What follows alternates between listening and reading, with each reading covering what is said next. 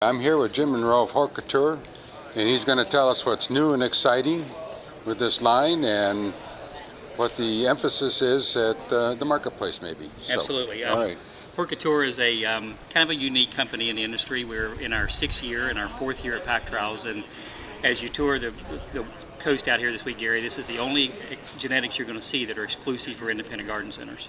So we're very proud of our commitment to the independent channel, and we really have some fantastic new things to show you. Great, great. This is the first thing we have. This is a new line of primula. It's called Party Girls. This was bred in Japan, and over the last 3 years, one of the projects we've been on is developing really great novelties for the independent for early season color. So 2 years ago, we introduced this new primula called Blue Zebra, which has been a really great seller for us. That's nice. And then as we tour through, you'll see another really interesting product line we have that are called our hip hop violas. But the Party Girls are something we're really excited about. They're, sensational for visual marketing and very easy to grow. They're kind of a medium vigor primula, but the colors in them are just, there's never been anything like them. No, I've never seen anything like it. And they hold up in the garden in the cold weather as good as any of the other perennials. Absolutely, they're true Acalis breeding, and they have pretty good fragrance to them, and it's just a good fun genetic, and it's the kind of novelty things that our company's starting to become known for. So. Great. The next thing we'll show you over here is a breeding project that we're really excited about. This is called Geranium Glitterati, and so what we have here is sort of the same idea as doing for fancy leaf geraniums what Calliope did for zonals. Okay. So we've taken and crossed a really good ivy with some of the fancy leaf zonals. This particular cross is back to Mrs. Pollock, which is a very popular plant, and this one is crossed back to Vancouver Centennial. This is Ice Queen, and the gold one is called Gold Digger. Yeah, quite floriferous for most of the vegetative or the decorative foliage geraniums. Absolutely. Don't normally have this much color. By far the most that there's ever been. And so not only does it create flowers on the fancy leaf leaf types, but it also it's a plant form that's much more adaptable to container gardening.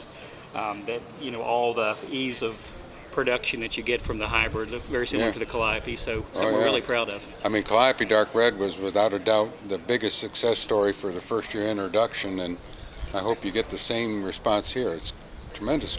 Yeah, absolutely. Consumer appeal, I would think. It does. We think this is really something that independents can really rally around and talk about. Foliage is very uniform too. Yeah, and if you can get your camera to zoom in a little bit, you can see it really has, when the new growth comes out, you have this really pretty kind of pink undertone to it, and you kind of get the same red and pink undertone with the other variety over here. So something really cool new item. Ice Queen, like it. Yeah. A few things here on this table that are new. This is a new trailing Angelonia that has a color pattern in the flower that's never been in the market before, with that pink and white color.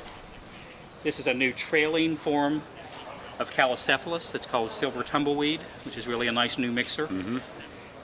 That's unique. Yeah. A couple of new items from last year that was our new Ipomea Chipotle, which is the first variegated sweet potato vine in the market. Mm-hmm. Really a nice plant. And then this is our also introduced last year is our new Plum Crazy Oxalis, which is a really pretty variegated form of Oxalis volcanicolia. So, lots of fun plants at Hort Couture. I guess. I love this. That's Silver Tumbleweed. Yeah, so, It won't sell well in Colorado because we have just an awful nemesis with tumbleweed. Exactly. Bad name for there, right? But for the, most Calocephalus almost, when you see it in the marketplace, most people are actually trimming it almost into a pyramidal type little decorative plant that sells in a grocery store. But the form of this is very different, very soft, and easy to grow. Nice. This was introduced last year, and this is something that's been a really great selling point for us. This is a new line of violas that are called Hip Hop, and you can see the flowers. They truly look like little bunny rabbits.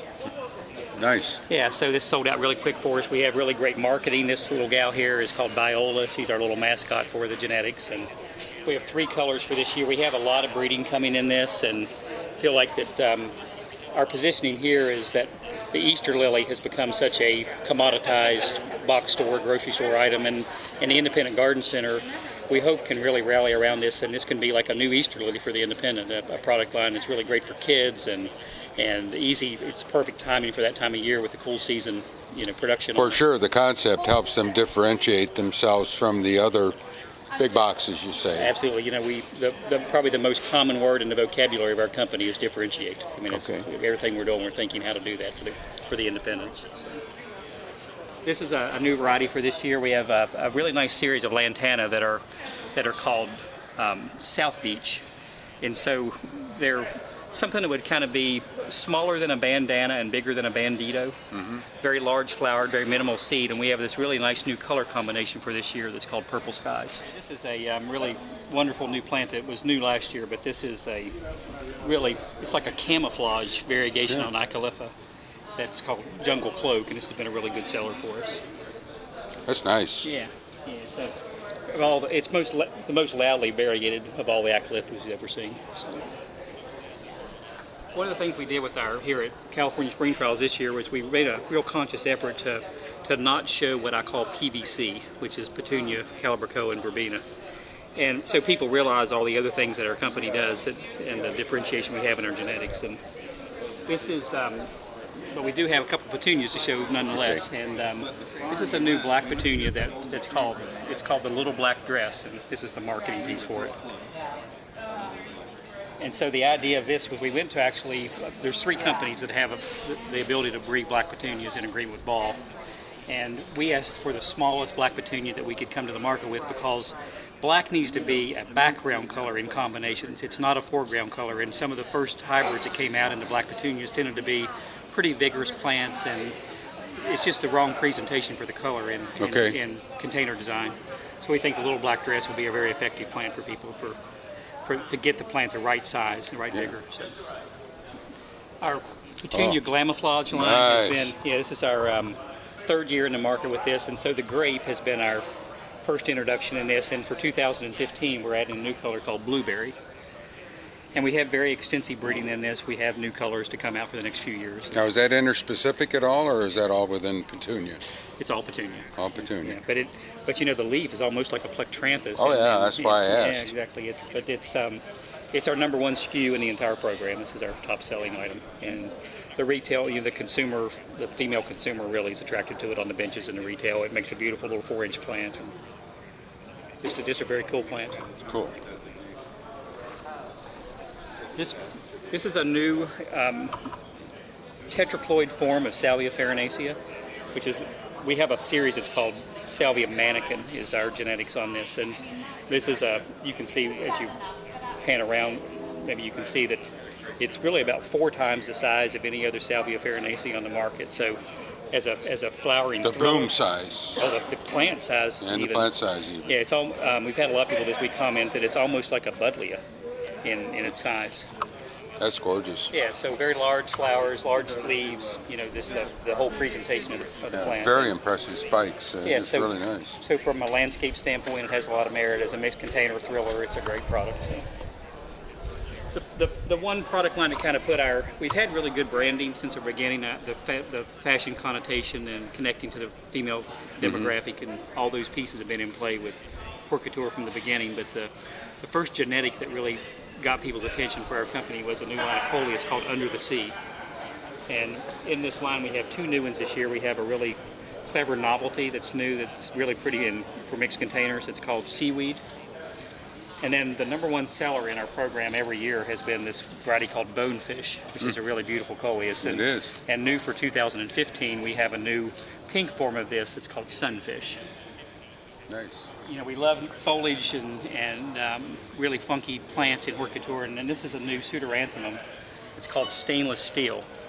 And that leaf is there's never been anything like it really in the color of it's just a total anomaly in plants. And we think this will be a very highly publicized, highly photographed new plant for next year. This is just like walking through a botanical garden. I mean, I've seen items that I didn't really know were there. So. Well, and that's what we're really trying to do is, again, I go back to the PVC and the redundancy that we see in the market, and our little company is really trying to be a different solution for people that are looking for new products and not be so driven in the typical classes that exist out here, and it's working for us. So, good. And we have great.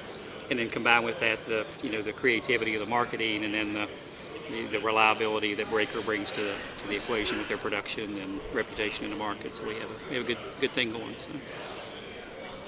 A few other, these are really 2016 sort of things that are going to be a sneak peek.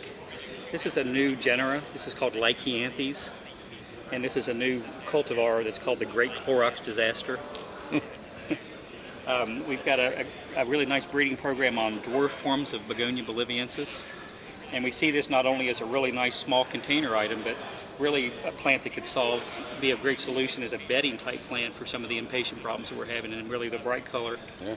So how'd you come up with the name Great Clorox Disaster? I have an idea, but I need to hear from you. Actually, we do name most of the plants here, but this plant was actually named by a really great friend of mine. His name is a guy named Chris Baker that has Baker's Acres Greenhouse outside of Columbus. He's a really fun guy and a really funny personality, and this is one of his introductions. He's also responsible for nearly every ridiculously named coleus that you've ever seen in the market too. He's kind of famous for his name. So. I just think it's because I spilled Clorox on my blue jeans and I leached out part of the color. Exactly. And that's where the variegation of the foliage has come from. There you go. Okay. All right. This is going to be a really important introduction for us. We'll have some soft introduction this year, and we're going to have it in some botanical gardens and trial gardens and things for this year, and really hit the consumer with it for 2016. But there's such an important thing going on right now. We're losing our monarch butterfly populations here, and this is a form of butterfly weed that's called Mariposa Promise. And the Mariposa Promise is part of the proceeds of the sale of this are going to go to the Monarch Butterfly Society to help create new habitats. And really? But so this is a milkweed? It's a milkweed, yeah. But the foliage is just, really has fantastic colors in it, and the plants have really almost looks like a lantana and the amount of bloom that it gets on it. And the form of it's really great for the center mixed containers. And amazing. Yeah. So. When I was with Fisher, of course, in our farm in Cuernavaca, we would every now and then travel to where the monarch butterflies stayed in Mexico, and it was just amazing. Yeah, and this is the same species of that you would see down there. This is not the hardy forms we have here in North America. So. Great. But just fun stuff, and that's really what we want to be in the market as a place that's innovative on all levels, and just a different kind of a company than what your traditional floriculture young plant company is. That's great. Yeah, so thank you. I appreciate the tour so much.